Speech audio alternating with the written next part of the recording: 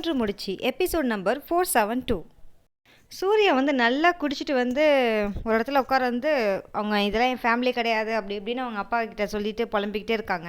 அவங்க அப்பாவும் ஏன் இவளுக்கு கேவலமாக நடந்துக்கிற, கொஞ்சம் பொறுமையாக டீசெண்டாக நடந்துக்கோ, உன் தங்கச்சி கல்யாணம், உன் தங்கச்சி மாப்பிள்ளையெல்லாம் அங்கே நிற்கிறாங்க, இவ்வளோ கேவலமாக நடந்துக்கிறியே அப்படின்ட்டு ரொம்ப டென்ஷன் ஆகுறாங்க அவங்க.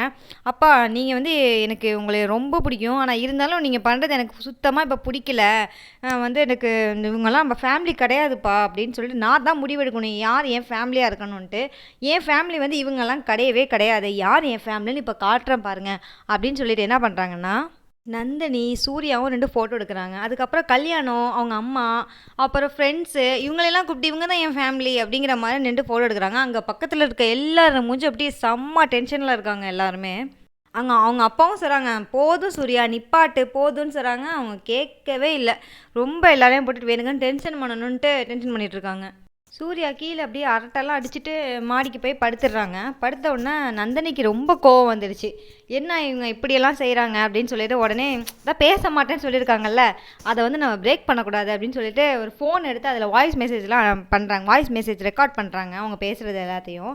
அதில் என்ன சொன்னாங்கன்னா வந்துட்டு, நீங்கள் எவ்வளோ பெரிய ஆள், எவ்வளோ பெரிய கம்பெனியை வந்து வழி நடத்துகிறீங்க, உங்களை பார்க்கும்போது எனக்கு அவ்வளோ சந்தோஷமாக இருக்கும், நீங்கள் வந்து இப்படி குடிச்சிட்டு இப்படிலாம் பண்ணும்போது எனக்கு ரொம்ப கஷ்டமாக இருக்குது, உங்களை எல்லோரும் கேவலமாக பார்க்குறது எனக்கு ரொம்ப மனசு கஷ்டமாக இருக்குது, அதனால தான் உங்களை நான் குடிக்க வேணான்னு சொன்னேன், நான் உங்களை எவ்வளோ கௌரவமாக நான் உங்களெல்லாம் வச்சுக்கணும்னு ஆசைப்பட்றேன், என் மனசை நான் உங்களை வந்து சுமந்துக்கிட்டு இருக்கேன், இப்படி இருக்கும்போது நீங்கள் வந்து என்னை இப்படி பண்ணும்போது எனக்கு ரொம்ப மனசு கஷ்டமாக இருக்குது, ஏன் நிப்பாட்டுங்கன்னு சொன்னால் நிப்பாட்ட மாட்டேங்கிறீங்க, ஏன் இது பண்ணாதீங்கன்னு சொன்னால் அது கேட்க மாட்டேங்கிறீங்க அப்படின்னு சொல்லிட்டு அந்த வாய்ஸ் ரெக்கார்ட் ஃபுல்லாக எடுத்துக்கிறாங்க. சூர்யா சாரை எழுப்பி விட்டுட்டு இந்த விஷயத்த மட்டும் ஃபோனை கையில் கொடுத்துட்றாங்க. அந்த ரெக்கார்டை ஃபுல்லாக சூர்யாவும் காதில் வாங்குறாங்க.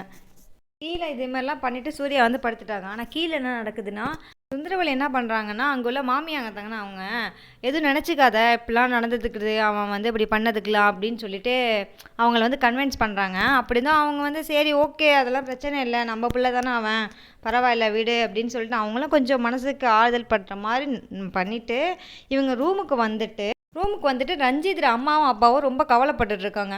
ஏன்னா இப்படி அவன் பேசிட்டு போயிட்டான், அது கொஞ்சம் நம்மளுக்கே ஒரு மாதிரியாக தான் இருக்குது, என்ன செய்கிறது, கல்யாணம்னு வந்துடுச்சு, இப்படி இவ்வளோ தூரம் கொண்டுட்டு வந்துட்டோமே அப்படின்னு சொல்லிட்டு அவங்களுக்கே கொஞ்சம் ஒரு மாதிரியாக இருக்குது.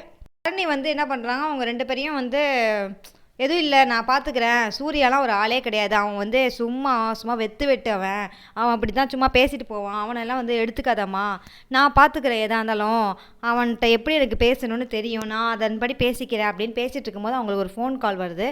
உடனே அவங்க என்ன பண்ணுறாங்க, ஒரு முக்கியமான ஃபோன் காலு, நான் பார்த்துக்கிறேன், நீங்கள் வெயிட் பண்ணுங்க அப்படின்னு சொல்லிட்டு அவங்க போயிடுறாங்க.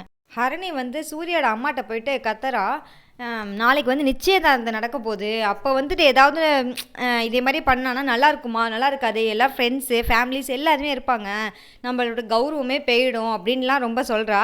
யாரையாச்சும் சொல்லியாவது புரிய வைங்க அவனுக்கு, ஏன் இப்படி நீங்களும் அப்படியே அமைதியாக இருந்தீங்கன்னா என்ன செய்தி அப்படின்ட்டு சொல்கிறான். சூர்யா அப்பா வந்துட்டு சொல்கிறது கரெக்டு தான் அப்படின்னு சொல்லிட்டு மாடிக்கு வந்துட்டு சரி நந்தினியையும் கூட்டிக்கிட்டு வராங்க.